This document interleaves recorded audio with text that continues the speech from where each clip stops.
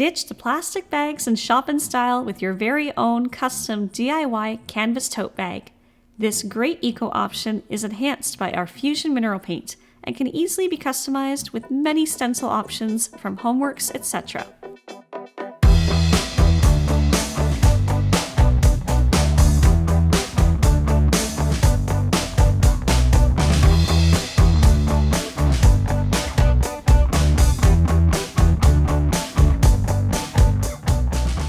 Canvas is a great fabric for adding a custom stencil to because the paint adheres very well.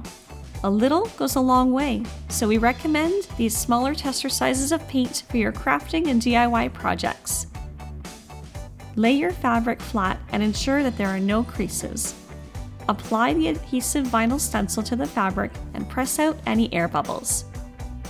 To have some fun with this, we chose complementary colors: our Homestead Blue for the lettering and our mustard for the arrow.